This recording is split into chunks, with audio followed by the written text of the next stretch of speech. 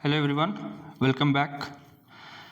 अभी तक modern history में हम लोग डिस्कस कर चुके हैं डिक्लाइन ऑफ मुगल्स, फिर इंडिया ऑफ 18th सेंचुरी, उसके बाद देखे थे हम लोग कन्क्वेस्ट ऑफ इंडिया, फिर देखे थे British commercial policy and land revenue settlement, administrative organisation और British social and culture policy. और पिछले वीडियो में हम लोग देखे थे economic impact of British rule. Economic impact में हम लोग 5 ब्रॉड टॉपिक्स को कवर किए थे। एक था रूइन ऑफ आर्टिजान्स एंड क्राफ्ट्समैन, उसमें हम लोग देखे थे कैसे 1750 पहले जैसे ही 1757 में उनको पॉलिटिकल पावर आता है तो ब्रिटिश एक पॉलिटिकल इन्फ्लुएंस यूज़ करके सस्ते में ख़रीदने लगे, जो भी उनका जो गुड्स इंडिया में ख़रीदते थे उसको सस्ते में लेने लगे और जो रॉ मटेरियल्स था उसको महंगे में बेचने लगे। फिर 1764 में ट्रीटी ऑफ इलाहाबाद होता है, 1765 में बैटल ऑफ बक्सर के बाद। उसके बाद उनको दीवानी मिल जाता है, वो पैसा से वो ख़रीदने लगते हैं गुड्स, और उसके कारण हम लोग देखते हैं कैसे धीरे धीरे जो है ब्रिटिश मैन्युफैक्चर्ड गुड्स इंडिया आते जाते हैं 1813 के बाद, और जो इंडियन गुड्स हैं जो ब्रिटेन जा रहे थे उस पर ड्यूटी लगा करके इंडियन हैंडीक्राफ्ट इंडस्ट्रीज़ को क्रिपल कर दिया गया। उसके फिर बाद कॉन्सिक्वेंसेस देखे थे कि अनएम्प्लॉयमेंट हो गया था, जो एग्रीकल्चर और डोमेस्टिक इंडस्ट्री का जो यूनियन होता था उसको वो टूट गया, डी इंडस्ट्रियलाइजेशन हुआ, जो स्किल था वर्कर्स का वो ख़त्म हो गया, लैंड पे प्रेशर बढ़ गया और स्टैंडर्ड ऑफ लिविंग वो गिर गया। फिर इम्पोवरिशमेंट ऑफ पेजेंट्री देखे थे, उसमें 3 मेन प्लेयर्स थे, ज़मींदार, ब्रिटिश और मनी लैंडर्स। ज़मींदार ज़्यादा रेंट मांगते थे, फिर बाद में एब्सेंटी लैंडलॉर्ड्स आ गए थे जिनको कोई मतलब नहीं था एग्रीकल्चर से, वो बस रेंट पे फोकस करते थे और उसके लिए हार्श मेथड्स यूज़ करते थे। मनी लेंडर्स उनको हाई रेट्स ऑफ इंटरेस्ट पे पैसा देते थे, और जब पैसा नहीं दे पाते थे पेजेंट्स वापस, तब उसको लैंड उनका ओवरटेक करके उन्हीं को दे दिया जाता था। ब्रिटिश जो मालवारी और जो रेतवारी सेटलमेंट में हाई रेवेन्यू डिमांड्स के कारण दिक्कत हो रहा था।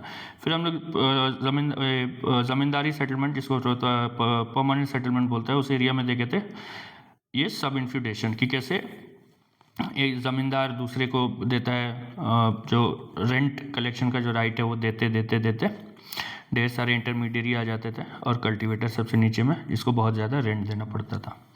फिर ओल्ड ज़मींदार्स और राइज ऑफ न्यू लैंडलॉर्डिज्म देखे थे कि ओल्ड ज़मींदार जिनका जो ज़मींदारी था उसको बेच दिया गया था, क्योंकि वो जो परमानेंट सेटलमेंट एरिया में जो हाई रेट्स, वो जो एग्जॉर्बिटेंटली हाई जो रेवेन्यू सेट कर दिया गया था इनिशियली, उसके कारण उनको वो पे नहीं कर पाए और उसके कारण न्यू लैंडलॉर्ड्स आए, और ये बाद में ये बने एब्सेंटी लैंडलॉर्ड्स, क्योंकि इनको ये रहते थे अर्बन एरियाज़ में और इनको कोई मतलब नहीं था एग्रीकल्चर से।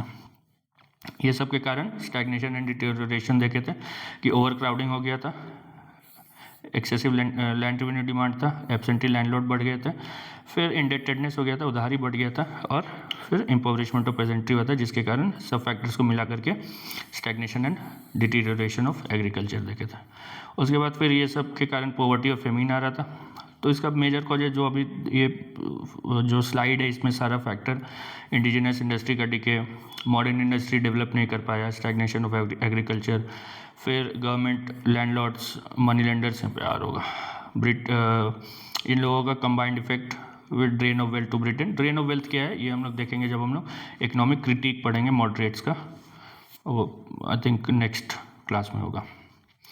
फिर बिपिन चंद्रा का कोट दिया हुआ है, फिर फेमिन्स, मेजर फेमिन्स देखे थे, और उसमें लास्ट में ये 1-2 फोटो था विकीपीडिया से और ये था क्वेश्चन कि why was there a sudden spurt in famines in colonial India. इसमें सारा वो फैक्टर्स आप लोग वो लिख दोगे वो हो जाएगा। Decline of traditional artisan industry in colonial India crippled the rural economy, इसमें भी ये जो दिया हुआ है वही फैक्टर्स वो हो जाएगा आंसर में। आज टॉपिक है सिविल रेबिलियंस, ट्राइबल रेबिलियंस और पेजेंट रिवोल्ट। तो सबसे पहले सिविल रेबिलियंस। सिविल रेबिलियंस वो होता है जिसमें जो सिविलियंस हैं, जो राजा हैं, नवाब हैं, ज़मींदार हैं, लैंडलॉर्ड हैं, ये लोग पार्ट लेते हैं, ये लोग लीडर्स होते हैं। तो इसमें लीडरशिप कौन था? तो जो डिपोज्ड राजाज, मतलब जिनको हटा दिया गया था, जैसे फॉर एग्जांपल जैसे राजा ऑफ बनारस का हम लोग देखेंगे कि वहाँ पे वो रिवोल्ट किए थे। फिर नवाब लोग थे या उनके डिसेंडेंट थे, फिर अपरूटेड एंड इम्पोवरिश ज़मींदार जो परमानेंट सेटलमेंट एरिया में जो जिनको हटा दिया गया, जिनका ज़मींदारी बेच दिया गया। पॉलीगार साउथ इंडिया में होते थे, वो लैंडेड मैग्नेट्स बोलते हैं उनको, कि उनके पास ऑलरेडी वो नॉर्थ इंडिया में जैसे ज़मींदार होते हैं वैसे ही साउथ इंडिया में कंपेरेटिवली मतलब कंपेयर कर सकते हैं कि पॉलीगार ये विजयनगर एम्पायर के टाइम से रहते हैं। Ex retainers officials of conquered Indian states. Support कौन कर रहे हैं? तो rack rented peasants, ruined artisans and demobilised soldiers. Soldiers जो जैसे फॉर एग्जांपल हम लोग 1857 के रिवोल्ट में देखेंगे कि ढेर सारे जो या देख चुके हैं हम लोग, जो कनकेस्ट ऑफ इंडिया में देख चुके हैं कि जो जिनको कनकर कर लिया जाता था उसका जो आर्मी था उसको डिसबैंड कर दिया जाता था। रूइंड आर्टिजन्स वो तो देखे लास्ट वीडियो में ही। रैक रेंटेड पेजेंट्स, बिना मतलब का उन पर रेंट लगा हुआ है, रेवेन्यू लगा हुआ है वो लोग। तो कॉजेज़ क्या क्या था? तो एज अ होल क्या था कि rapid change that the British introduced in the economy, administration and land revenue settlement. वो इतना जल्दी जल्दी वो हर चीज़ चेंज हो रहा था ना। और देखिए चेंज होना ठीक है, अभी पहले क्या होता था, फॉर एग्जांपल पहले दिल्ली सल्तनत था, दिल्ली सल्तनत के बाद मुगल्स आ गए, तो कुछ वैसा मेजर चेंज नहीं हुआ। साउथ में क्या हुआ कि विजयनगर टूटा, विजयनगर के बाद वो आगे बहमनी सुल्तान्स आ गए। विजयनगर था, बहमनी सुल्तान्स थे, या उसके पहले गुप्ता थे, उसके बाद हर्षवर्धन आया। तो जो मेजर चेंज है वो कुछ नहीं हो रहा है। लेकिन यहाँ पे जब ये लोग आते हैं तो एक फंडामेंटल शिफ्ट होता है कि जो ईस्टर्न, जिसको ओरिएंटलिज्म बोलते हैं, जिसको ये एक टर्म है जो ब्रिटिश हिस्टोरियन या वेस्टर्न हिस्टोरियंस का है, जो ईस्ट का जो सिस्टम है उसको एकदम ऑल्टर कर दिया गया। और वो एक इन इटसेल्फ एक कॉज बन गया जो रिवोल्ट में, क्योंकि एक एलियन चीज़ सामने आ रहा है तो कुछ लोग उसके खिलाफ ही बस लड़ने लगे। तो उसके अलावा जो इकोनॉमी में, एडमिनिस्ट्रेशन में और रेवेन्यू सिस्टम में जो चेंजेस आ रहे थे उसके कारण। अब जैसे एक पहला कॉज है demand for land revenue and a desire to extract as large an amount as possible. अब इसके कारण देखिए केवल जो पेजेंट्स हैं उनको नहीं हो रहा है दिक्कत, इसके कारण ज़मींदार्स को भी दिक्कत हो रहा है, क्योंकि ज़मींदार्स को भी बोला जा रहा है ना परमानेंट सेटलमेंट एरिया में कि भाई तुम लोग वो जितना रेंट वो तुमको बोले हैं कि रेवेन्यू देना है उतना तुम टाइम पे दो, वरना तुम्हारा जो ज़मींदारी है उसको बेच दिया जाएगा। तो लैंड रेवेन्यू के कारण सब इम्पैक्ट हो रहे हैं। फिर displacement of large number of zamindars and poligars either due to extinguishment of rights over land और forced sale of land rights. अभी जैसे साउथ इंडिया में क्या हुआ कि जो रेतवारी सेटलमेंट एरिया में क्या किया कि वहाँ भी पोलीगार्स थे, पोलीगार्स वहाँ पे जो उनका लैंड होता था उसको बोला कि नहीं, सब जो कल्टीवेटर है रेवत से उनका लैंड है, तो वहाँ पे वो गुस्सा गए। ज़मींदारी सेटलमेंट एरिया में क्या हुआ, जो ज़मींदार को ओनर बना दिया गया तो पेजेंट गुस्सा आ गए। ज़मींदार का राइट बेच दिया तो फिर वो भी गुस्सा आ गए। तो ओवरऑल ऐसा नहीं है कि कोई एक क्लास गुस्सा रहे, धीरे सब क्लास ही, हर क्लास उसको फेस कर रहा है। फिर peasant join due to growing indebtedness and denial of occupancy rights. Occupancy rights मतलब क्या होता है कि पहले जब ये हम लोग परमानेंट सेटलमेंट एरिया में देख चुके हैं, उसमें जब क्रिटिकल एनालिसिस किए थे कि जो पेजेंट्स होते थे उनको कस्टमरी राइट्स होता था। ऐसा नहीं था कि वो कोई भी जो ज़मींदार है वो पैसा नहीं दिया तो उसको हटा देगा, एविक्ट कर देगा, नहीं। जो लैंड होता था वो राजा का होता था इन थ्योरी, और ज़मींदार को एक हक था कि आप ज़मींदारी कलेक्ट करोगे और उसके अलावा आपको कुछ और ऐसे पेशगी बोलो या कुछ भी जो ट्रेडिशनली वो बनता है कि ठीक है ज़मींदार ये लेगा। जैसे अगर कोई बार्बर है तो वो ज़मींदार से पैसा नहीं लेगा, कोई गोल्ड स्मिथ है तो वो पैसा नहीं लेगा, आयरन स्मिथ है वो ज़मींदार से, ये सब था। लेकिन ये सब चीज़ हटा दिया गया, ऑक्यूपेंसी राइट भी हटा दिया गया, और वो जो एक ट्रेडिशनल रिलेशनशिप चला आ रहा था उसको भी ख़त्म कर दिया गया। और आर्टिजन्स क्यों ज्वाइन किए? तो अनएम्प्लॉयमेंट के कारण, क्योंकि रूइन हो गया हैंडीक्राफ्ट इंडस्ट्रीज़। अब हैंडीक्राफ्ट इंडस्ट्रीज़ के कारण एम्प्लॉयमेंट ख़त्म हुआ, वो तो हुआ, वो चलेगा एग्रीकल्चर के कारण, उसके कारण प्रेशर बढ़ गया लैंड पे और एक्सट्रीम इम्पोवरिशमेंट और पॉवर्टी हो गया। ये वाला पॉइंट हम लोग देख चुके हैं, वो वाला economic impact of British rule में। फिर स्कॉलरली एंड प्रीस्टली क्लासेस ये क्यों ज्वाइन किए? क्योंकि इनका लॉस ऑफ पेट्रोनेज हुआ। जो इंडियन रूलर्स थे वो इनको पेट्रोनाइज करते थे, जो स्कॉलर्स थे या जो पंडित होते थे, जो पढ़ाते थे, जो पढ़ते थे, जो मैन ऑफ नॉलेज थे, उनको पेट्रोनाइज करते थे, जो राजा थे, जो नवाब थे। अब ये लोग ख़त्म हो गए, ये लोग जो राजा नवाब ये लोग हट गए, तो जो ये प्रीस्टली क्लास है, ये लोग है, प्रीस्टली क्लास में ये केवल आप ये मत लीजिए कि ब्राह्मण्स हो गए, इसमें सब आएंगे जो भी बेसिकली जो पढ़ाई पे अपना ज़िंदगी, उस समय ऐसा थोड़ी था कि प्रोफेसर हैं तो उनको यूनिवर्सिटी से पैसा मिलेगा। वो राजा लोग होते थे, वो लोग अपना पेट्रोनाइज करते थे, तो वो सब खत्म हो गया। तो ये लोग भी गुस्सा आ गए उन लोग ब्रिटिश रूल से। फिर ये लोग क्या लाए, नया कोर्ट और लीगल सिस्टम लेके आ गए। ये भी हम लोग देख चुके हैं पहले एडमिनिस्ट्रेटिव ऑर्गेनाइजेशन में। ये एलियन था। इसमें पहले क्या होता था कि विलेज पंचायत होता था, लोकलाइज कॉन्फ्लिक्ट्स, लोकलाइज्ड वो जो क्राइम्स होते थे उसको विलेज पंचायत अपना वो डील कर लेता था, नहीं तो ये कानूनगो सब होते थे वो लोग अपना देखते थे। अब लेकिन आ गया ये कोर्ट आ गया, नया लीगल सिस्टम आ गया, इसमें लॉयर एम्प्लॉय करो, फीस दो, ये वो पूरा कागज ये लिखा पड़ी। इसमें ये पूरा करप्शन तो था ही, plus it was biased against the poor. वो अब हमेशा से रहा है।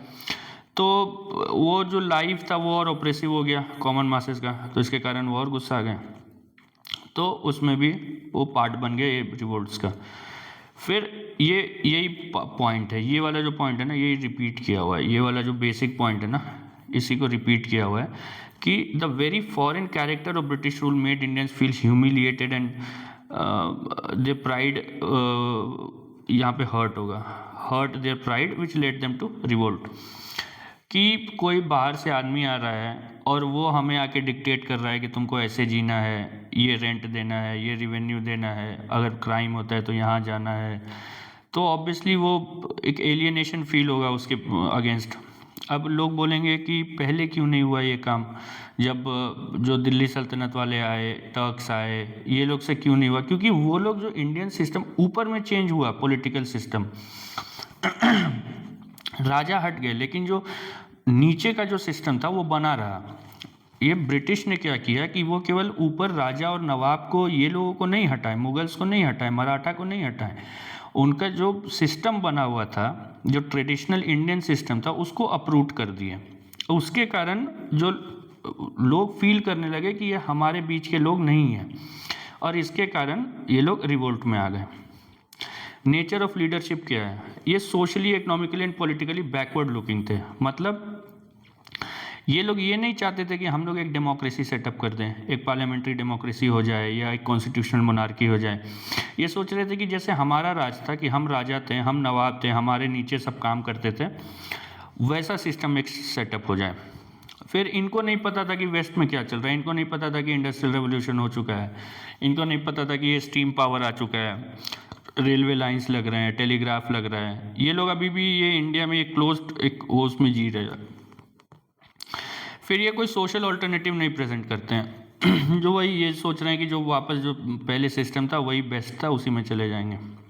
Objective was to restore earlier forms of rule and social relations. फिर ढेर सारा इंपॉर्टेंट सिविल रेबिलियंस दिया हुआ है। इसमें ये इंपॉर्टेंट है सन्यासी। इसमें 1770 में हम लोग देख चुके हैं कि फेमीन हुआ था, बंगाल फेमीन।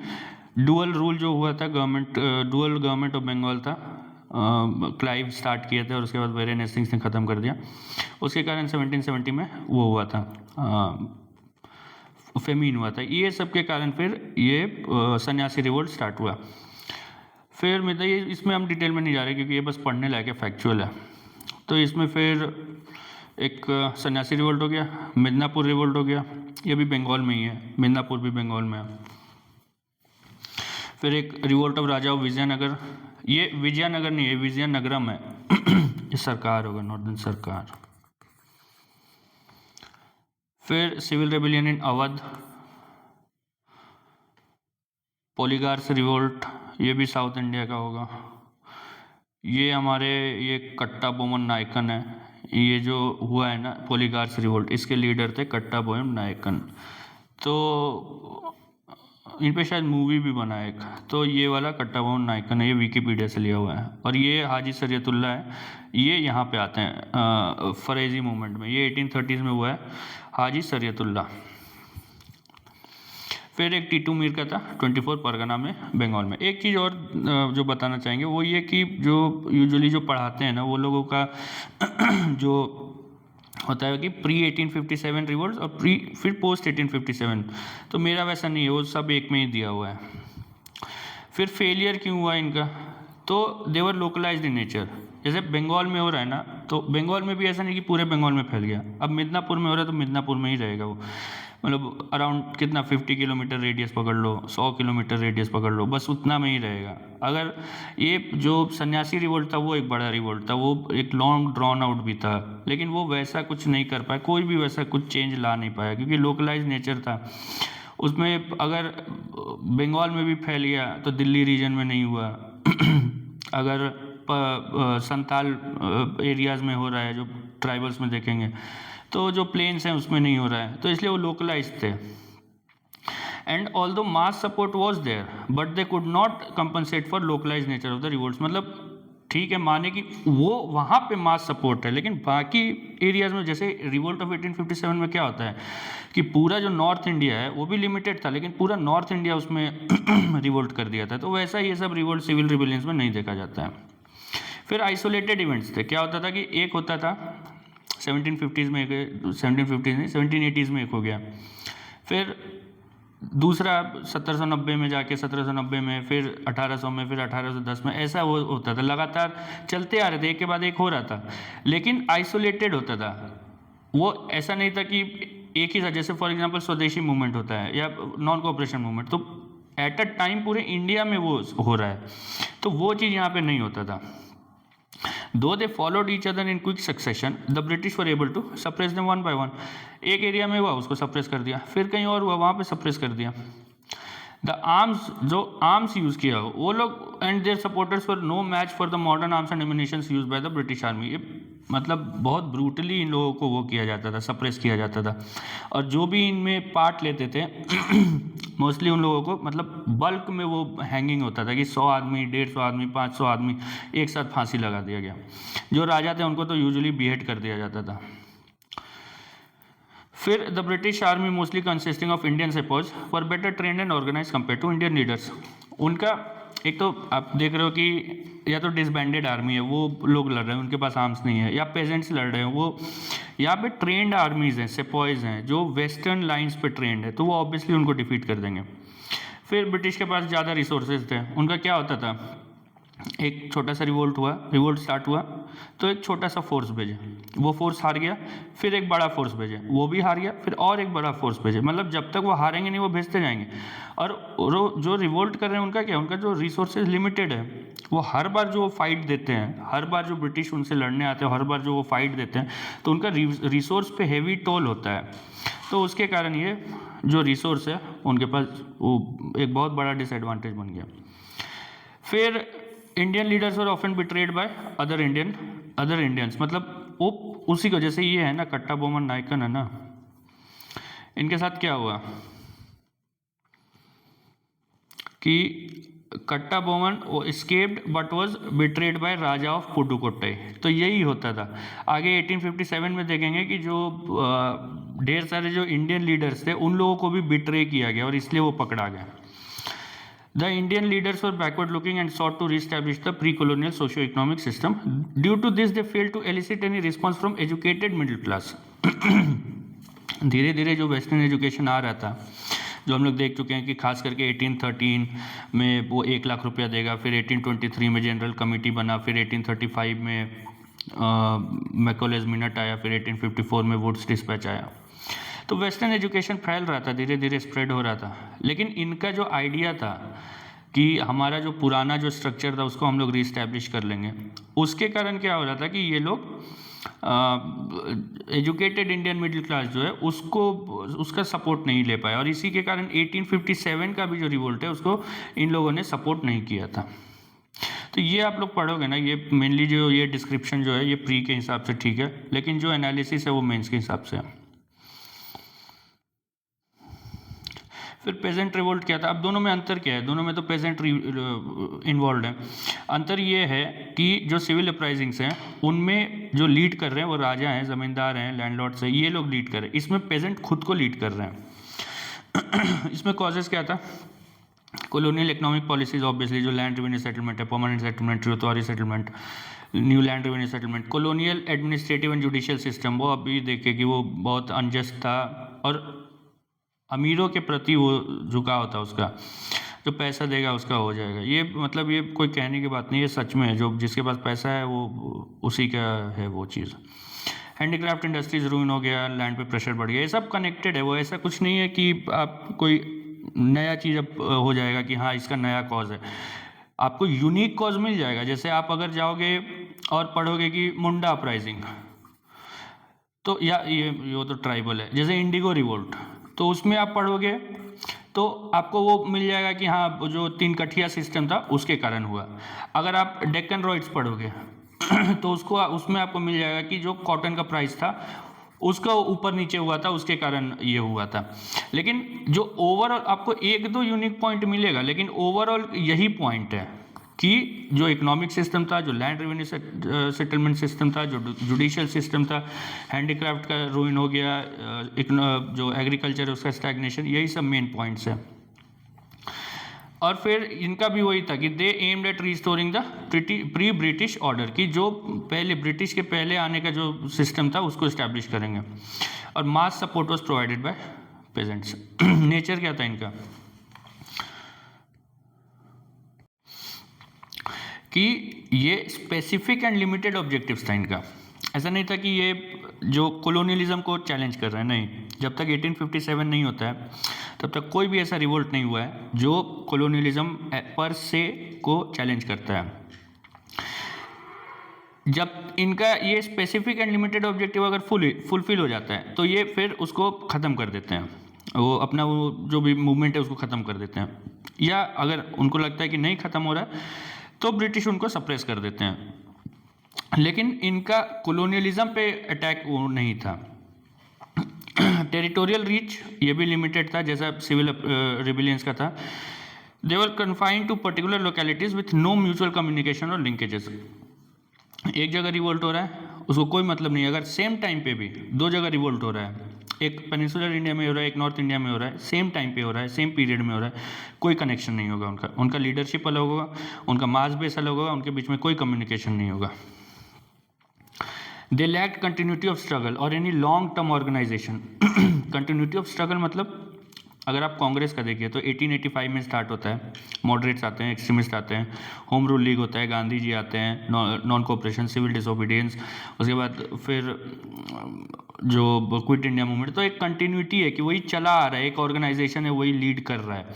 इसमें वैसा कुछ नहीं था कि कोई एक प्रॉपर ऑर्गेनाइजेशन है जो लीड कर रहा है, जिसका लीडरशिप है, जो एक लीडरशिप है वो फिर नेक्स्ट जनरेशन के लीडरशिप को जन्म दे रहा है। जैसे कांग्रेस में हुआ कि मॉडरेट्स थे, उसके बाद एक्सट्रीमिस्ट्स आए, एक्सट्रीमिस्ट जब गए तो वो फिर दूसरे लीडर्स को जन्म दे दिया। जब गांधी जी के बाद फिर नेहरू, पटेल, बोस, ये लोग सब, उसके बाद फिर जयप्रकाश नारायण, तो एक के बाद एक लीडरशिप का वो आते जा रहा है। ऐसा इनमें नहीं था। The revolt subsided once the demands were fulfilled. Consequently, at no stage did the movement threaten British supremacy or even undermine it.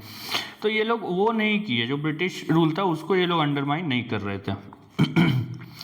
Often represented an instinctive and spontaneous response of peasantry to its socio-economic conditions. So, instinctive and spontaneous मतलब क्या हो गया कि अचानक land revenue बढ़ा दिया तो ये लोग सोचे नहीं कि अब करना क्या है। वो पंचायत वहाँ लोग बैठते हैं, बैठकी होता है, वहाँ पे मिले और वो गुस्साए और वो स्टार्ट हो गया। ऐसे इंस्टेंट में स्टार्ट होता था रिवोल्ट, ऐसा नहीं कि कोई प्लानिंग हो रहा है। तो और फिर ये कोई लॉन्ग टर्म सोच के नहीं चलते थे कि अच्छा इसका करना क्या है। वो बस गुस्सा है कि भाई तुमने लैंड रेवेन्यू बढ़ा दिया 10%, उसको घटाओ, उसको ख़त्म करो। जो जितना पहले ले रहे तो उतना ही लो, उतना हम देंगे, उसमें हमको दिक्कत नहीं है, लेकिन तुम ये 10% को ख़त्म करो। ये पॉइंट देखिए, pageants were moved by strong notions of legitimacy. मतलब सही क्या है, गलत क्या है। हम किसान हैं, हमारा काम खेती करना है और खेती पे लगान लगता है, वो हम देंगे, उसमें हमको दिक्कत नहीं है। What was right was justified and what was not. हाँ, लगान लेना सही है और हम वो लगान देंगे भी। They did not fight for land ownership, कि ठीक है हम वहाँ पे लैंड ओनरशिप के लिए नहीं लड़ रहे हैं कि जो कल्टीवेटर, ऐसा नहीं है कि हम बोल रहे हैं कि मेरे नाम पे ज़मीन लिख दो, लेकिन eviction and unjust rent enhancement के खिलाफ लड़ रहे हैं, क्योंकि उनको पता था कि पहले भी लैंड मेरा नहीं था, लैंड था राजा का, लैंड था जो थ्योरी में वो राजा का है, वो मेरा नहीं है, हम बस इसको जनरेशन टू जनरेशन कल्टीवेट कर रहे हैं। लेकिन वो बोल रहे हैं कि तुम बिना मतलब का जो मेरे से रेंट बढ़वा रहे हो, मेरा रेवेन्यू बढ़ा रहे हो, और रेंट या रेवेन्यू नहीं देने पे मेरे को एविक्ट कर दे रहे हो, मतलब मेरे को ज़मीन से बेदखल कर दे रहे हो, वो पहले तो होता नहीं था। तो वो बोल रहे कि ये अनजस्ट है, ये इलेजिटिमेट है और हम उसके खिलाफ लड़ रहे हैं। तो वही ये है कि ऐसा नहीं है कि वो लोग एक सिस्टम को उखाड़ना चाहते थे, वो सिस्टम जो था, जो सिम्टम प्रोड्यूस कर रहा था, वो सिम्टम को वो के खिलाफ लड़ रहे थे। सिस्टम क्या है? British rule. सिम्टम क्या है? High land revenue, exorbitantly high rates of revenue, तो वो उसके खिलाफ लड़ रहे थे। लिमिटेशंस क्या है? They lacked adequate understanding of colonialism. उनको नहीं समझ नहीं रहे थे कि ये जो आया है इंडिया में, ये एक नया चीज़ है।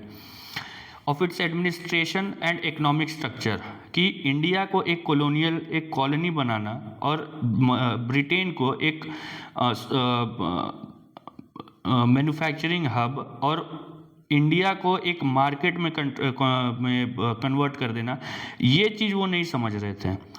दे डिड नॉट रियलाइज, उनको ये नहीं समझ में आ रहा था कि जो कॉलोनियल स्ट्रक्चर है, जब तक वो नहीं खत्म होगा तब तक उनका प्रॉब्लम नहीं खत्म होगा। हाँ ठीक है, तुम्हारा 10% रेवेन्यू बढ़ा दिया, उसको आज बढ़ा के चलो तुम्हारे प्रोटेस्ट कर दिया तो आज घटा के वो 5% कर दिया, 5 साल बाद वो फिर 10% बढ़ा देगा, तो तुम क्या करोगे? फिर वो सिस्टम ही वैसा है।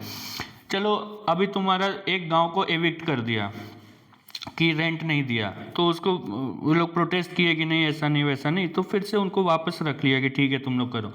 10 साल बाद फिर तुम नहीं दोगे रेंट, फिर तुमको हटा दिया जाएगा। Since the peasants did not properly understand colonial structure, they could not develop a positive vision of an alternative society, कि उसके बाद करना क्या है।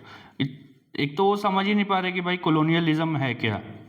उनको बस लग रहा है जो हमारा जो पहले जो चला आ रहा था सिस्टम वही बेस्ट था, और वही दो सिस्टम में वो एक उनका जो ट्रेडिशनल सिस्टम है उसमें वो है बंधे हुए हैं कि वो वाला सही था, और एक कॉलोनियल सिस्टम है कि ठीक है अब ये नया रियलिटी है, इसको हम लोग वो करते हैं, एक्सेप्ट कर लेते हैं।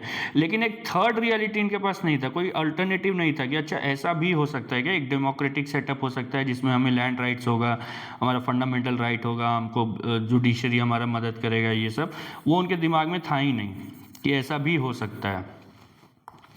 उसके बाद मेजर पेजेंट रिवोल्ट से क्या हुआ, तो रंगपुर रेबेलियन हुआ। अब देखिए यहाँ रंगपुर रेबेलियन हो रहा है 1783 में, और यहाँ पे अगर देखिएगा तो सन्यासी रिवोल्ट भी उसी समय खत्म हो रहा है 1763 से 1800। लेकिन कोई कनेक्शन नहीं है, ऐसा नहीं हो रहा है कि भाई वो एक दूसरे को मदद कर रहे हैं या सपोर्ट कर रहे हैं। इसमें एक टर्म है फार्मिंग सिस्टम, ये हम लोग देख चुके हैं, जो वेरन हेस्टिंग्स ने लाया था कि जो लैंड रेवेन्यू को कलेक्शन का राइट्स था उसको वो ऑक्शन कर देते थे। फिर मैसूर में होता है मोपला प्राइजिंग होता है। मोपला प्राइजिंग में खास बात क्या है कि ये थोड़ा कम्युनल टर्न ले लेता है, क्योंकि जो इसमें लैंड ओनर्स थे वो हिंदूज थे और जो कल्टीवेटर्स थे वो मुस्लिम्स थे, तो ये बाद में वो ले लेता है। यही चीज़ ये 1921-22 में हम लोग नॉन कोऑपरेशन मूवमेंट में भी देखेंगे कि यही सेम एरिया में, मलाबार एरिया में ये हुआ था, और उस समय भी इसमें वायलेंस हो गया था और ये कम्युनल टर्न ले लिया था। उसके बाद इंडिगो रिवोल्ट है 1859, इसमें 3 कठिया सिस्टम है। इसमें क्या होता था, 3 कठिया सिस्टम क्या होता है कि 20 कट्ठा का 1 एकड़ होता है, तो जो भी आपको कितना भी हो, 1 एकड़ हो 2 एकड़ हो कितना भी हो, 3 कट्ठिया मतलब आपको 3 कट्ठा पे हर 20 कट्ठा जो आपके पास ज़मीन है उसके 3 कट्ठा पे आपको इंडिगो प्लांट करना है, तो इसलिए हो गया 3 कट्ठिया। तो अब जिसके पास 20 कट्ठा से कम है तो वो 3/20 पे करेगा, मतलब अगर उसके पास 20 कट्ठा 10 कट्ठा है तो 1.5 कट्ठे पे करेगा, मतलब वो 3 फिर उसका 20 कर देगा। तो इसमें क्या होता था कि जो प्लांटर्स थे वो पहले आए, बंगाल आए, और उन्होंने एडवांस दिया प्लांटर्स को कि ठीक है तुम इंडिगो उगाओ। वो लोग बोले ठीक है प्राइस अच्छा है तो इंडिगो उगा रहे हैं। अब वो एडवांस में ले चुके हैं, तो किसी साल ऐसा हुआ कि सूखा आ गया तो वो एडवांस वो चुका नहीं पाए, या कभी ऐसा हुआ कि चुका भी दिए, जो भी वो चुका पाए कि नहीं चुका पाए, उनको फोर्स किया गया कि तुम आगे भी लो मेरे से एडवांस, और तुम उगाते रहो। Planters gave advances to peasant to cultivate indigo with a promise to buy it later, कि ठीक है अभी तुम वो करो, मतलब जो उगाओगे वो हम खरीद लेंगे, उसका टेंशन नहीं है। जब peasants went to sell indigo to the planters they were given further advances to continue cult, मतलब तुम ले लो भाई मेरे से, अब हो गया मेरा 3 कट्ठा, अब मेरे को छोड़ो, फ्री करो। तो नहीं, वो बोलते थे कि और एडवांस ले लो और फिर वहीं पे करो। फिर with the help of British machinery the planters were able to illegally force the peasants to cultivate. देखिए इंपॉर्टेंट टर्म ये है, इलीगली, वो फोर्स कर रहे हैं उसको मन करे चाहे नहीं करे। अब ये इंडिगो क्यों करे, क्योंकि उस समय तक कोई आर्टिफिशियल डाई नहीं था, कपड़े में जब रंग करना रहता था, इसको बोलते नील, बोलते हैं नील की खेती, वो ब्रिटेन में बहुत डिमांड में था, क्योंकि वो कपड़ों को रंग देने के लिए काम आता था, क्योंकि उस समय आर्टिफिशियल डाई नहीं था। बाद में जर्मन डाई आया, लेकिन तब तक ये चल रहा था। फिर prices of dropped in the international market, the peasants got stuck in a vicious cycle of debt to the peasants. एक बार प्राइस गिर गया, उसके बाद वो फंस गए कि एडवांस लिया हुआ है, अब वो एडवांस ले लिए कि ठीक है 100 रुपये का तुमको हम इंडिगो ला के देंगे। अब वो प्राइस गिर गया, उनका 85 रुपये का हुआ, वो फिर और एडवांस दे दिया 100 रुपये। अब वो अगले साल जाके वो और 50 रुपये का दिया, तो उसको पहले साल उसको 50 रुपये वो डेट में गया, दूसरे साल वो 100 रुपये डेट में हो गया, अगले साल फिर 100 रुपये दे दिया, फिर और प्राइस गिर गया। फॉर एग्जांपल अगर वो 25 हो गया तो 100 हो गया, तो वो फिर 175 हो गया। तो ऐसे बढ़ते बढ़ते उन लोगों का डेट बढ़ते जा रहा था। तो ये इसमें फिर इन लोगों ने ढेर सारा वो बाय 1859 क्या हुआ कि वो एडवांस रिफ्यूज़ करने लग गए। कुछ विलेज हेडमैन, कुछ ज़मींदार लोग भी मदद किए उनको। फिर जब प्लांटर्स गए जुडिशरी, मतलब वो कोर्ट गए कि हमारा जो कॉन्ट्रैक्ट है उसको एग्जीक्यूट करवाओ, तो पेजेंट बोले ठीक है हम लोग कोर्ट में लड़ेंगे। तब फिर दीनबंधु मित्रा ने लिखा नील दर्पण, उन लोगों का नील की खेती पे लिखा। फिर एक हिंदू पैट्रियट था सोम प्रकाश था, इन लोगों ने पेजेंट्स को मदद किया। बाद में क्या हुआ कि एक इंडिगो कमीशन बना, वो उसका फाइंडिंग था कि जो प्लांटर्स थे वो फोर्सफुली वो उसको प्लांट करने के लिए फोर्स कर रहे थे, मतलब इंडिगो फोर्सफुली प्लांट करवा रहे थे। By 1863 the planters had left Bengal for good. और ये यहाँ से चले गए बिहार, जब यहाँ पे चंपारण में गांधी जी का प्रोटेस्ट हुआ था। फिर उसके बाद है डेक्कन रॉयट्स। डेक्कन रॉयट्स में क्या सिस्टम है, फॉल इन कॉटन प्राइसेस। अब क्या हो रहा था कि कॉटन का प्राइस है फॉर एग्जांपल 1 क्विंटल का 100 रुपये है, जितना भी है, तो ब्रिटेन इंपोर्ट करता था अमेरिका से, यूनाइटेड स्टेट्स से। 1861 में क्या होता है कि सिविल वॉर ब्रेकआउट होता है, तो अमेरिका से जो कॉटन आ रहा है ब्रिटेन में वो ख़त्म हो जाता है, मतलब वो ऐसा नहीं कम हो जाता है, वो बंद हो जाता है एकदम। तो इंडिया में जो 100 रुपये पर क्विंटल मिल रहा था वो 500, 700, 800 ऐसा कुछ हो गया होगा, 5-7 गुना 8 गुना दाम बढ़ गया होगा। तो कॉटन का वो बढ़ गया खेती। लेकिन 1865 में जा कर के वो जो अमेरिकन सिविल वॉर है वो ख़त्म हो जाता है। तो यूएस से जो कॉटन आने वाला रहता था ब्रिटेन में, तो वो फिर से स्टार्ट हो जाता है। तो इंडिया में जो कॉटन का प्राइस था, इंडियन कॉटन का जो प्राइस था वो घट गया। एट द सेम टाइम जो गवर्नमेंट है वो रेवेन्यू बढ़ा देता है। तो ये दोनों फैक्टर कंबाइन करते हैं और उसके कारण प्रोटेस्ट होता है। फिर एक कैनाल कॉलोनी एजिटेशन हुआ पंजाब में 1907 में। इसको पगड़ी संभाल जट्टा भी बोलते थे मूवमेंट। इसके जो लीडर थे अजीत सिंह थे, ये भगत सिंह के अंकल थे। अब इसको कनाल कॉलोनी एजिटेशन इसलिए बोलते थे क्योंकि अंग्रेज़ों ने एक नया कॉलोनी बसाया था, कनाल कॉलोनी, उसी में ये एजिटेशन हुआ था। उसमें एक नया लॉ लाए थे, कॉलोनाइजेशन ऑफ लैंड एक्ट। उसमें ऐसा कुछ दिया हुआ था कि वो इनहेरिटेंस को कंट्रोल कर सकते हैं, वाटर रेट्स को कंट्रोल कर सकते हैं, कुछ फाइन लगा सकते हैं, ये कनाल कॉलोनी का कुछ रेगुलेशन को ब्रेक करने उसके कारण कुछ था। फिर है ट्राइबल अपराइजिंग।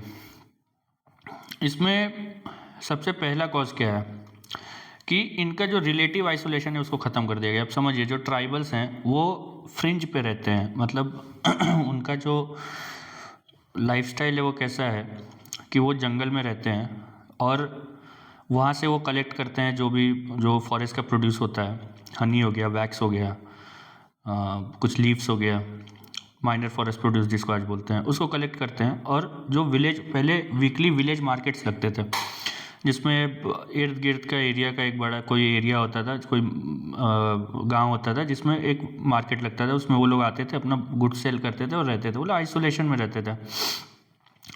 ब्रिटिश लोगों ने उसका आइसोलेशन ख़त्म कर दिया।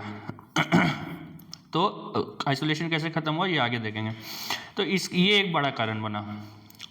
फिर इन लोगों का क्या सिस्टम था कि जो ट्राइबल चीफ्स होते थे वो लोग फर्स्ट अमंग इक्वल्स के हिसाब से रहते थे कि ठीक है हमारा चीफ है लेकिन वो हमारे बराबरी का ही है।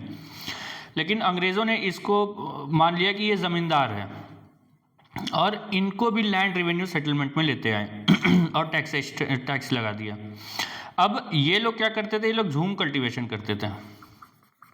झूम में क्या होता है कि आप एक पैच को क्लियर करते हो लैंड का, फॉरेस्ट का, और उसको फिर कल्टीवेट करते हो 2-3 साल 5 साल, फिर उसको छोड़ देते हो, फिर आप दूसरे पैच के पास चले जाते हो, पैच पे जाते हो, फिर उसको क्लियर करते हो, फिर उस पर कल्टीवेट करते हो। तो इसके कारण क्या हो रहा है कि फिक्स नहीं है कि एक साल में कितना आप लैंड कहाँ कल्टीवेट होगा, कौन सा कल्टीवेट होगा, कितना कल्टीवेट होगा, कुछ फिक्स नहीं है। अंग्रेज़ों के लिए प्रॉब्लम था क्योंकि फिर वो लैंड रेवेन्यू जो था उसको एस्टिमेट नहीं कर सकते थे, तो उन्होंने झूम कल्टीवेशन को डिस्करेज करना स्टार्ट किया और जो उनको बोला कि आप सेटल्ड एग्रीकल्चर करो, और उसमें जो ट्राइबल चीफ्स थे उसको रिकॉग्नाइज कर लिया कि आप वहाँ के हेड हो। फिर एक क्रिश्चियन मिशनरीज़ को इन्होंने इंट्रोड्यूस किया। पहले तो क्रिश्चियन मिशनरीज़ भी लीगली आते थे इंडिया 1813 के पहले, लेकिन 1813 के ऑनवर्ड्स वो लोग लीगली इंडिया आने लगे। तो क्रिश्चियन मिशनरीज़ आते थे और वो ट्राइबल्स को कन्वर्ट करने का ट्राई करने लगे। अब ट्राइबल्स का जो सिस्टम है, रिलीजन है, वो कुछ मिक्सचर है। जो ट्राइबल रिलीजन है, कुछ ट्राइबल बिलीव्स हैं, कुछ एनिमिज़म है उसमें, कुछ नेचर वर्शिप है, कुछ हिंदुइज़म का है। उनको बोल रहे हैं कि आप क्रिश्चियनिटी में कन्वर्ट हो जाओ क्योंकि तुम्हारा जो धर्म है वो एकदम रिडंडेंट है, एकदम स्टैग्नेट है, उसमें कोई सुपरस्टिशियस है। तो ये एक बहुत बड़ा कारण बना। फिर जैसे आइसोलेशन ऑफ ट्राइबल्स एंडेड तो आउटसाइडर्स आने लगे। ये हम लोग देखेंगे आगे जब आप वो वेरियस रिवॉर्ड्स पढ़ोगे। तो ये जो आउटसाइडर्स हैं जिनको दीकू बोला गया, इन लोगों के खिलाफ बहुत, इनमें कौन कौन थे, तो सबसे पहले तो इनमें मनी लेंडर्स थे। इन लोगों के खिलाफ ये टारगेट करते थे अपने रिवोल्ट को। They sought to take control, ये तो स्पेलिंग गलत है, of land of tribals which was sold by the British whenever tribals fail to pay land revenue. Simple है, जो नॉर्मल एरियाज हैं, बंगाल है, वहाँ पे एक गांव में लैंड सेल हुआ तो किसी ने खरीद लिया, वो जान रहा है कि ठीक है भाई, लेकिन आइसोलेटेड कम्युनिटीज़ है, वो नहीं चाहते कि बाहर के लोग वहाँ आए। अब कोई मनी लेंडर है वो आके उसका लैंड ले लिया है फिर जैसे देखें पेजेंट के साथ होता था, उसी को सेल कर देता था लैंड, वो मतलब उसको रेंट कर देता था कि ठीक है तुम इस पे कल्टीवेट करो। अब वो हर महीने आ रहा है रेंट लेने के लिए। तो ये जो आइसोलेशन है वो धीरे धीरे खत्म होते जा रहा है। The money lenders gave money to tribals at high rates of interest ensnaring they, मतलब उनको फंसा लेता था in a web of debt. Many revenue farmers कौन है, जो लैंड रेवेन्यू कलेक्ट करने का राइट खरीदते हैं जो फार्मिंग सिस्टम के under. And money lenders bought the auction tribal land and gave them back to the tribals to cultivate, reducing the tribals to tenants at will. Tenants at will मतलब कभी भी जिसको हटाया जा सकता है। फिर उनका जो ट्राइबल्स का रिलेशन था फॉरेस्ट के साथ चेंज हो गया। अब वो एक सिम्बायोटिक रिलेशन में रह रहे हैं जो फॉरेस्ट के साथ जो ट्राइबल्स हैं, उसको वो ख़त्म कर रहा है। कैसे, तो ढेर सारा जो फॉरेस्ट था उसको बोला कि आउट ऑफ बाउंड्स है, मतलब उसमें तुम नहीं जा सकते हो जैसा आज भी हो रहा है। Restrictions were put on the collection of minor forest produce, वो बोला कि नहीं हमारा रेवेन्यू को लॉस होगा, तुम अगर वो हनी कलेक्ट कर लोगे तो हमारा रेवेन्यू को लॉस होगा, तुम मत जाओ, तुम वो कलेक्ट मत करो। कॉमन पास्चर्स मतलब जहाँ पे सब अपना वो कैटल को वो चराते हैं और वो जो भी वो ग्रेज करते हैं, वो सबको इनक्लोज कर दिया तो फिर उनके पास कोई ज़मीन नहीं बचा उनको टू ग्रेज देयर कैटल। फिर शिफ्टिंग कल्टीवेशन झूम, उसको बैन कर दिया। Exploitation and oppression by policeman and other petty officials further aggravated distress among the tribals. Tribals were also forced to do begar work. Begar work मतलब विदाउट पेमेंट।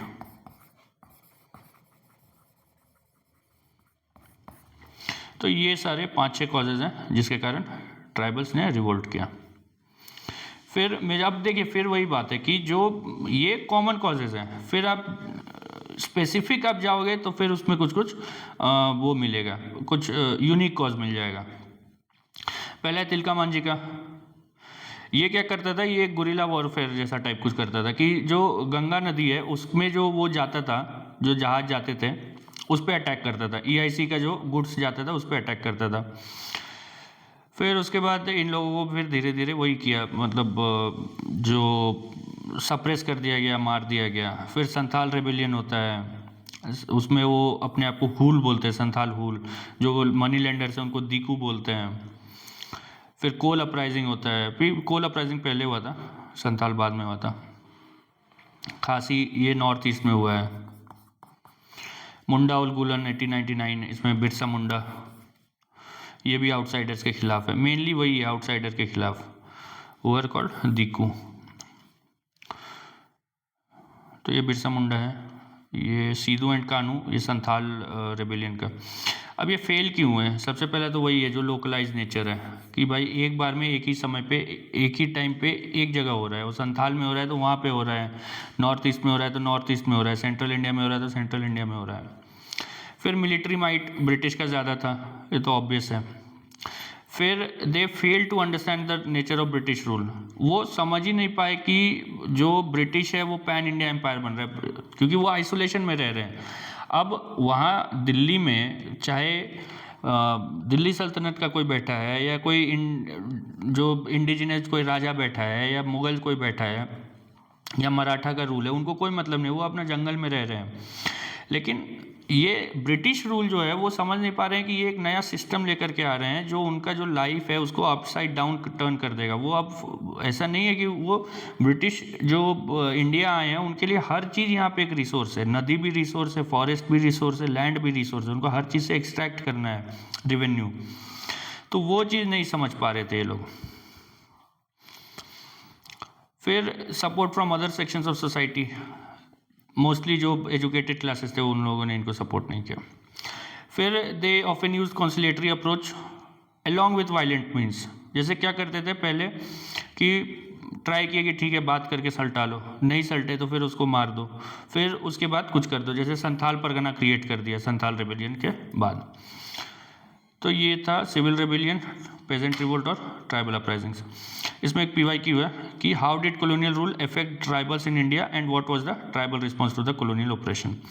तो effect क्या था, तो ये आप कॉजेज में कॉजेज हो गया, और उसके बाद जो फेलियर है, जो रिस्पॉन्स है वो ये सब दे सकते हैं। तो ये 3 था। अभी हम लोग करते हैं 1857 रिवोल्ट। सिविल रेबेलियंस हो गया, उसके बाद फेलियर का कॉज हो गया, फिर पेजेंट रिवोल्ट हो गया, नेचर हो गया, उसके बाद अब जैसे इसमें है पेजेंट रिवोल्ट में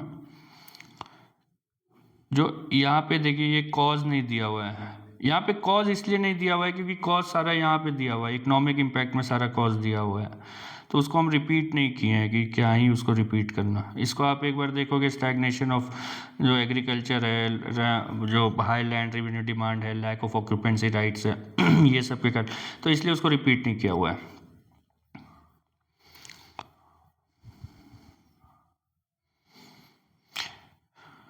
फिर ट्राइबल अपराइजिंग्स है, इसमें भी ढेर सारा दिया हुआ है, ये आप लोग पढ़ लेना, इसमें कुछ वैसा है नहीं खास।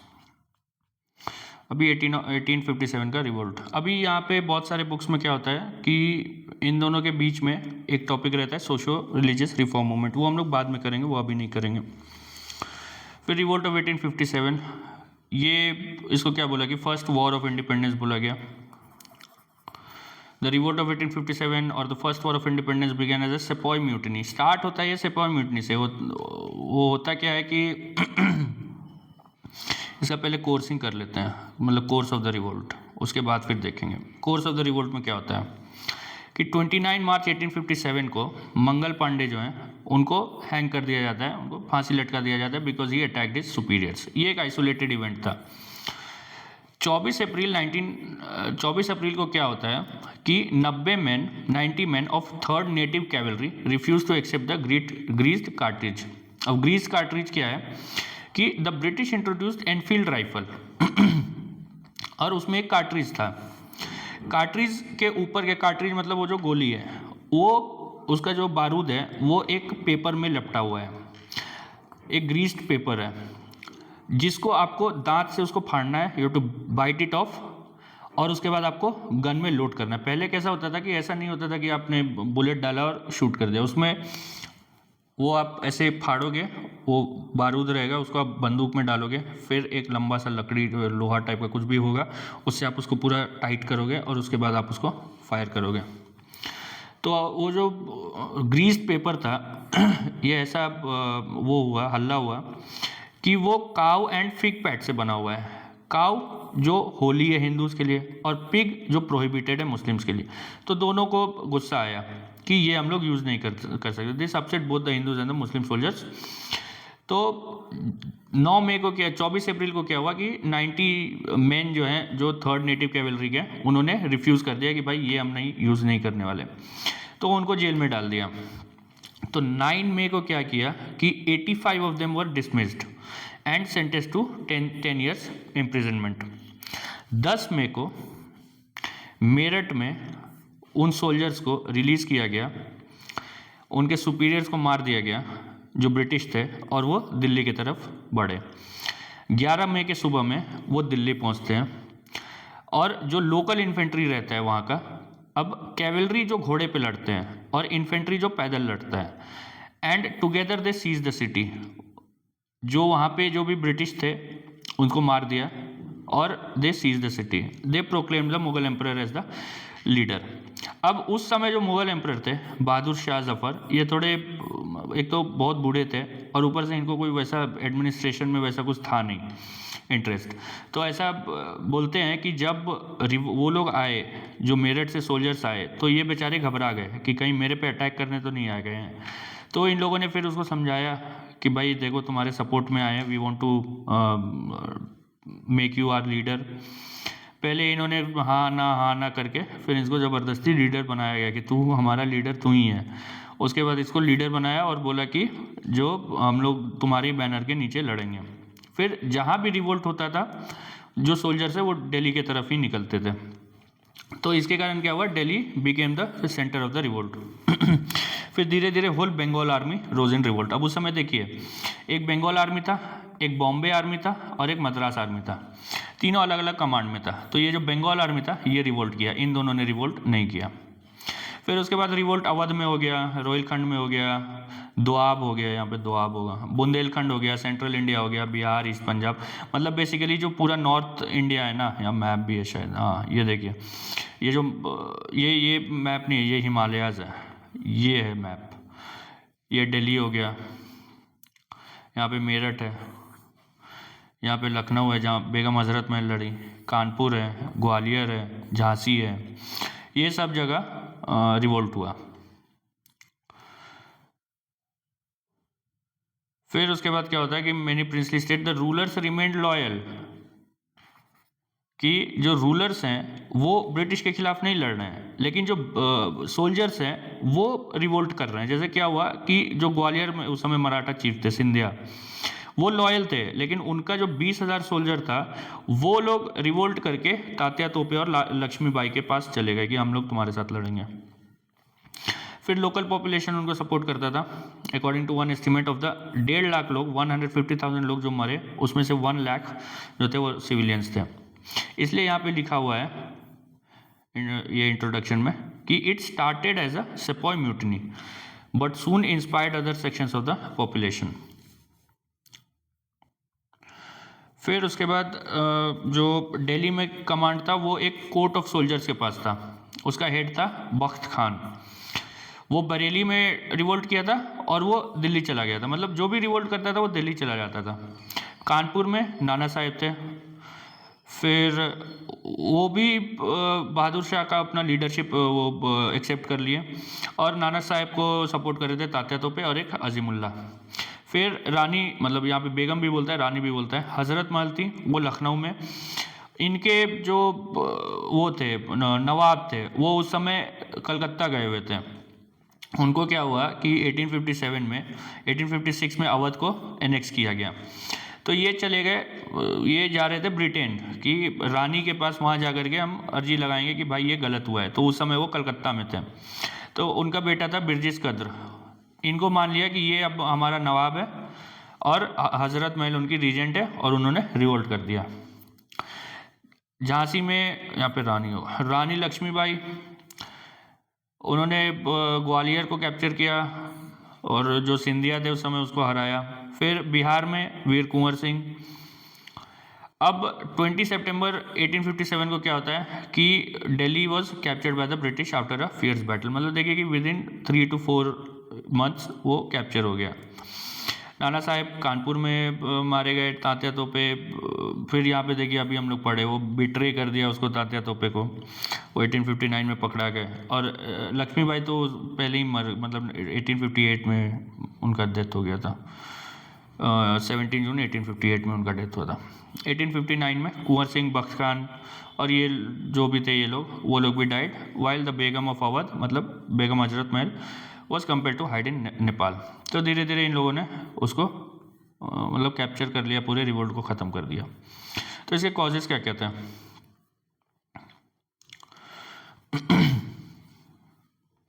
पहला, discontent with in the army. ये सबसे बड़ा कॉज है। क्यों? क्योंकि ये रिवोल्ट, ये सेपॉय म्यूटिनी के तौर पे ही स्टार्ट हुआ है। उस पहले क्या था कि जब आर्मी छोटा था, मतलब ब्रिटिश आर्मी जब छोटा था, ज़्यादा लोग नहीं थे, तो कास्ट आइडेंटिटी उस समय लोगों में बहुत ज़्यादा था, वो तो था ही। तो सेपॉज में भी वो था। तो till the time the size of the British army was small, caste rules had been taken care of by the British, कि ठीक है जो ब्राह्मण है वो अलग रहेगा, जो राजपूत है वो अपने साथ रहेगा, जो ब्राह्मण है उसको उस समय जो बोला जाता था, जो दलित हैं उनके हाथ का खाना नहीं खिलाया जाएगा, जो भी अपना उनका था, तो वो ठीक था। लेकिन जैसे जैसे साइज़ बढ़ गया तो ऑब्वियस बात है उतना मेंटेन करना वो नहीं है भाई। वो 5000 वो इन्फेंट्री है, उसका खाना बनाना है, कौन बना रहा है, साथ में ही खाएगा, साथ में ही बनेगा, अलग अलग कहाँ बैठ के खाएगा। तो वो जो कास्ट रूल्स जो फॉलो हो रहे थे उसको वो मुश्किल हो गया, वो फॉलो नहीं होने लगे। तो this greatly angered the high cast soldiers who felt their caste PT या पीटी होगा वॉज बीइंग थ्रेटेंड। केवल यही नहीं, फिर इसमें लोअर कास्ट को भी बुरा लगने लगा कि तुम हमको डिस्क्रिमिनेट कर रहे हो यार। ठीक है, माने कि हम लोग जो भी तुम लोग दलित बोलते हो, लेकिन अभी तो साथ में लड़ रहे हैं, तो उसमें तुम ये कि तो उनके मन में भी एक वो आ गया कि नहीं ये गलत है। Soldier serving outside their region, मतलब जैसे अगर कोई बंगाल का है वो महाराष्ट्र में लड़ रहा है, महाराष्ट्र का है वो बंगाल में लड़ रहा है, या बर्मा में लड़ रहा है, अफगानिस्तान में लड़ रहा है, तो उनको एक बट्टा दिया जाता था। बट्टा क्या होता है कि आप अगर अपने रीजन के बाहर लड़ रहे हो तो आपको एक्स्ट्रा पैसा दिया जाएगा। उसको डिनाई कर दिया गया, मतलब कि भाई बट्टा ख़त्म हो रहा है। ये लॉर्ड डलहौजी का ये सब था। फिर जो इंग्लिश ऑफिसर्स थे, they often discriminated against the Indian soldiers. They use racial slurs, मतलब जो रेशियल गाली होता है, and abuses while addressing the Indian soldiers who felt humiliated at this behaviour. अब जब तक ऑफिसर और जो सोल्जर्स है उसमें एक वो नहीं होगा, कमांडियरी नहीं होगा, मतलब वो लोग एक दूसरे को वी फीलिंग उनमें नहीं होगा, तो वो साथ नहीं लड़ सकते। तो वो लोग आते थे ब्रिटेन से और वो अपने आप को थोड़ा सुपीरियर समझते थे। तो और प्लस होता क्या था कि जो अब जैसे इंडिया में है, कोई सोल्जर है वो 20 साल से लड़ाई कर रहा है इंडिया ब्रिटिश आर्मी में, उसको बेटर पता है कि जो सूबेदार है कि वो क्या होने वाला है क्या नहीं होने वाला है आगे लड़ाई में। अब कोई नया ब्रिटिश वो आया है, सोल्जर आया है, मतलब ऑफिसर आया है, 25-27 साल का लड़का है, और उसको वो दे दिया है कमांड। अब वो सूबेदार साला उसे वो 40 साल का आदमी है, वो उसको गाली दे रहा है माँ बहन का, तो ऑब्वियस बात है वो नहीं सुनेगा उसका। तो वो एक रिवोल्ट करने का वो कारण बन गया। फिर एक लिमिट लगे, एडमिनिस्ट्रेटिव ऑर्गेनाइजेशन में हम लोग देख चुके हैं कि एक लिमिट था कि कहाँ तक एक Indian soldier could be promoted. मतलब तुम 10 लड़ाई जीत लो अंग्रेजों के लिए, लेकिन एक लिमिट के बाद तुम नहीं बन सकते। वो सूबेदार वो रैंक था जिसके ऊपर वो नहीं जा सकते, मतलब जिसमें वो मिलता है ना, यहाँ पे जो वो लग जाता है मुझ में जो भी लगता होगा, जो स्टार लगता है, या वो उनको नहीं मिलता था। तो ऑफिसर वो नहीं बन सकते थे। The rank of officer was out of bounds for the Indian soldiers. फिर सोल्जर्स और पेजेंट्स इन यूनिफॉर्म, मतलब वो आज सोल्जर है, वो फिर उसको छुट्टी मिलेगा ना, वो जाके खेती करेगा, उसका ज़मीन है गांव में, तो जो तुम लैंड रेवेन्यू सेटलमेंट लगा रहे हो, तुम जो पॉलिसी कर रहे हो, तुम जो हैंडीक्राफ्ट्स को रूइन कर रहे हो, उसका डायरेक्ट इम्पैक्ट उस पर पड़ रहा है, वो जो तुम्हारे लिए लड़ रहा है, तो ऑब्वियसली वो लॉन्ग टर्म में तुम्हारे अगेंस्ट टर्न होगा। The economic policies of the British affected them directly, they saw the impoverishment that the brethren were faced with. अब माने कि ठीक है वो खेती नहीं भी कर रहा है, वो गांव तो जा रहा है, वो देख तो रहा है कि ये मेरा जो भाई है, जो कज़न है, या जो मेरा बाप है, जिस जो ज़मीन है वो उसका ले रहे हैं, उसका बेच रहे हैं, वो उधार में जा रहा है। तो ये कारण से वो लोग बहुत गुस्सा हुए, जो ये पेजेंट्स थे। उसके बाद एक जो बहुत बड़ा कारण बना वो था कि यहाँ पे एक्स होगा, Awadh was annexed to the British empire in 1856। अब मेजॉरिटी जो था बंगाल आर्मी का वो अवध का था, अवध के लोग थे। और इसको एनेक्स कैसे किया गया? ना तो उसको लड़ाई, जब 1764 के बाद जब ट्रीटी ऑफ इलाहाबाद हुआ था, उसके बाद अवध एक बहुत लॉयल फ्रेंड था ब्रिटिश एम्पायर का। लेकिन उसको क्या किया कि डॉक्ट्रिन ऑफ लैप्स उस पर नहीं अप्लाई हो सकता था, क्योंकि उसका वो ढेर सारा वंशज था, बहुत बच्चा था उसका, वाजिद अली शाह नाम था शायद। तो उसको बोला कि तुम माल एडमिनिस्टर कर रहे हो, तो उसके कारण उसको एनेक्स कर लिया गया। और large number of troops in the Bengal army came from Awadh. The next section was greatly resented by them. तो उनको गुस्सा चढ़ा कि भाई ये क्या कर रहे हो, तुम गलत कर रहे हो, हमारे जो भी नवाब हैं वह। अब देखिए होता क्या था कि बोलेगा कि यार नवाब तो अंग्रेजों के साथ था, सब्सिडरी अलायंस किए हुए था, तो सिपाहियों को क्या दिक्कत है। मुद्दा वो नहीं था जो उस समय, अब वो चीज़ ख़त्म हो गया है। जो अच्छा है कि वो ख़त्म हो गया है, कि वो एक हेरिडिटरी माना जाता था कि वो मेरा नवाब है, हम उसको, अब वो नवाब चाहे 5 साल का बच्चा हो और उसका जो भी उसके साथ जो ऑफिसर है वो चाहे वो 50 साल का हो, लेकिन वो उसको झुक के वो प्रणाम करेगा, वो सलाम ठोकेगा। वो एक बना हुआ था कि इसको भगवान ने बनाया है, तो वो चीज़ था, इसलिए वो जो हमारा जो गद्दी पे बैठा है वो सुप्रीम है। इकोनॉमिक कॉजेज़ क्या हुआ? तो जो हम लोग देख चुके हैं, हैंडीक्राफ्ट इंडस्ट्रीज़ ख़त्म हो गए, तो आर्टिजन्स अनएम्प्लॉयड हो गए। फिर वो एग्रीकल्चर, उसके कारण प्रेशर ऑन लैंड बढ़ गया प्रेशर ऑन लैंड बढ़ गया। ब्रिटिश लैंड रेवेन्यू पॉलिसीज़, उसके कारण पेजेंट्स वो जो ऑलरेडी इम्पोवरिश थे उनका हालत और ख़राब हो गया। वो हैंड टू माउथ रह रहे थे। हैंड टू माउथ रहना क्या होता है कि अभी खाना है, अगला खाना कहाँ से आएगा ये नहीं पता, ये खाना भी भरपेट नहीं है फिर आप पेमेंट नहीं करोगे तो लॉस ऑफ लैंड हो जाएगा आपका। फिर the fear of losing land, उसके कारण आप जा रहे हो मनी लेंडर्स के पास, वो एग्जॉर्बिटेंट रेट्स ऑफ इंटरेस्ट ले रहा है। उसके बाद वो आप विशियस साइकिल ऑफ इंडेटेडनेस में फंस जा रहे हो। एक्सपेंशनिस्ट पॉलिसीज ऑफ ब्रिटिश ये aggressive policy of expansion follow करते हैं। आप पढ़ोगे कि कोई कोई जो आए हैं ना, जैसे लॉर्ड कॉर्नवालिस, वो सीधा बोला कि मेरे को, लॉर्ड कॉर्नवालिस नहीं, लॉर्ड वेल्सले, कि मेरे को वो जो मैसूर है उसको एनेक्स करना है। ऐसे ही ये था डलहौजी कि मेरे को भाई बढ़ाना है, जो भी मेरा एम्पायर है उसको बढ़ाना है। तो सब्सिडरी अलायंस यूज़ करते थे, वहाँ पे इनडायरेक्ट रूल लिया, लेकिन फिर डॉक्ट्रिन ऑफ लैप्स ले आए कि अब हम लोग डायरेक्ट कंट्रोल लेंगे। फिर अवध में दोनों नहीं काम आया, क्योंकि सब्सिडरी अलायंस तो उसका था ही, तो excuse of maladministration was used. Administrative causes क्या क्या था? तो like in the army the Indians were excluded from high post in civil administration as well. New administrative structure that the British had established was too complex and alien for the Indian masses to understand. वो समझ ही नहीं पा रहे हैं कि क्या चल क्या रहा है यार हमारे लाइफ में। जैसे एक ये है कि गालिब को वो जो मुग़ल एम्परर थे वो करते थे, पेट्रोनाइज करते थे, तो अचानक उनको ख़त्म हो गया कि अब पेट्रोनाइज आपको नहीं, आपको जो पेंशन या जो भी आपको मिलता था वो नहीं मिलेगा। तो वो गए उसके पास, जो उनका वो था नव जो एम्परर थे, तो वो बोले कि भाई ब्रिटिश रेसिडेंट के पास जाओ, क्योंकि उस समय एक ब्रिटिश रेसिडेंट था दिल्ली के कोर्ट में। तो ब्रिटिश रेसिडेंट के पास गए, वो बोला कि यहाँ से नहीं हो पाएगा, आप कलकत्ता जाओ। फिर वो बेचारे कलकत्ता गए, ये गालिब का ये रियल स्टोरी है फिर कलकत्ता में भी उनका नहीं हुआ, फिर वो बहुत दिक्कत से मरे वो। फिर British officials collusion zamindars and money lenders exploited the judicial system was corrupt. अब आपको ऐसा लग रहा होगा कि यार ये सब तो रिपीटेड पॉइंट्स है, ये तो उसमें भी देखा, जो इकोनॉमिक इम्पैक्ट में भी देखा, फिर सिविल रेबिलियंस में भी देखा, फिर अब रिवोल्ट में भी देख रहे हैं। हाँ, क्योंकि यही हो रहा है, वो जो सारे जो कॉजेज हैं ना वो एक दूसरे को सपोर्ट कर रहे हैं, और वही कॉज ट्राइबल अपराइजिंग भी ला रहा है, ट्राइबल नहीं सिविल अपराइजिंग भी ला रहा है। सिविल अपराइजिंग में क्या है, वो लिमिटेड है एक एरिया में एक टाइम पे। रिवोल्ट ऑफ 1857 क्या है कि मल्टीपल कॉजेज हैं। अगर आप सिविल अपराइजिंग पढ़ोगे तो उसमें एक तरह का कॉज आएगा, इसमें आर्मी का भी कॉज है, इकोनॉमिक कॉजेज भी है, एक्सपेंशनिस्ट पॉलिसीज ऑफ ब्रिटिश भी है, एडमिनिस्ट्रेटिव कॉजेज भी है। तो जितना अलग अलग कॉजेज है सबको कंबाइन करके 1857 का रिवोल्ट हुआ था। सोशल एंड रिलीजियस कॉजेज क्या था कि सोशल रिफॉर्म्स। अब देखिए, ये आज के समय में सुनने में अच्छा लगता है कि सोशल रिफॉर्म हो रहा था, सती को बैन किया गया, विडो रीमैरिज को अलाउ किया गया, जो मैरिजेबल एज है उसको बढ़ा दिया गया। लेकिन उस समय का जो समाज था, उस समय जो इंडियंस थे, उनको लग रहा था कि यार ये तो हमारा जो कल्चर है, जो ट्रेडिशन है, उसको ख़त्म कर रहे हैं। तो इसके कारण जो मासेस थे वो गुस्सा हो गए। लेकिन देखिए, जो वेस्टर्न एजुकेटेड मिडिल क्लास था वो ब्रिटिश को सपोर्ट कर रहा था सोशल रिफॉर्म में।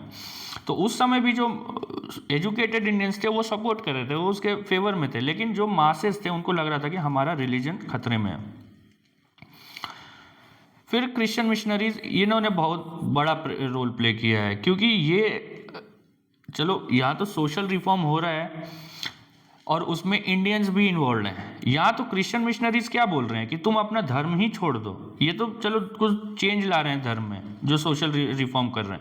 क्रिश्चियन मिशनरीज बोल रहे हैं कि तुम अपना धर्म ही छोड़ दो, क्योंकि भाई वो पूरा सुपरस्टिशन है, कुछ नहीं है उसमें। तो वो और फोर्सफुल कन्वर्जन भी होने लगा। तो उसमें ये लोग फिर जो ऐसे पकड़ा जाते थे वो लोग को बोलता था भाई क्रिश्चियनिटी वो तुम वो कर लो, एक्सेप्ट कर लो, जो पहले होता था कि तुम इस्लाम एक्सेप्ट कर लो। फिर नेचर ऑफ ब्रिटिश रूल, सबसे पहले तो ये एलियन था। कोई भी चीज़ जो एलियन है उसके खिलाफ आपको रिजेंटमेंट होगा। They did not find any common link between themselves and their new rulers. कोई वैसा लिंक ही नहीं है कि आपको मतलब कनेक्ट कर सके। फिर वो एक सवाल उठेगा कि यार तो फिर जब मुगल्स आए तब क्यों नहीं हुआ, जब दिल्ली सल्तनत के लोग आए तब क्यों नहीं हुआ ऐसा रिवोल्ट। वो इसलिए था क्योंकि जो मुगल्स थे या दिल्ली सल्तनत के लोग थे, उन्होंने अपने आप को इंडियन सोसाइटी में एमैलगमेट कर दिया।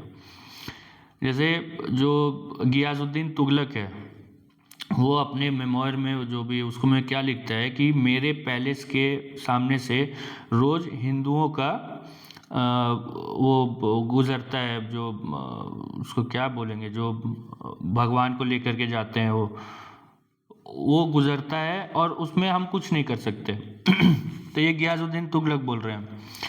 और जो ढेर सारे मुस्लिम रूलर्स थे उनका क्या कहना था कि we can not impose Islamic law on India simply because the Hindus are in majority. तो इंडिया में आप वो चीज़ नहीं कर सकते जो हम बाहर कर रहे हैं। तो वो कुछ फॉर्म्स में जैसे इक्ता सिस्टम लेके आए, लेकिन जो फंडामेंटल इंडिया का वो था स्ट्रक्चर था उसको ऑल्टर नहीं किए। इंग्लिश जो है वो फंडामेंटल जो स्ट्रक्चर है उसको ऑल्टर कर रहे हैं। अब जब तक मुगल्स आते हैं, मुगल्स में क्या हुआ, जब तक बाबर था, हुमायूं था तो ठीक है चलता है।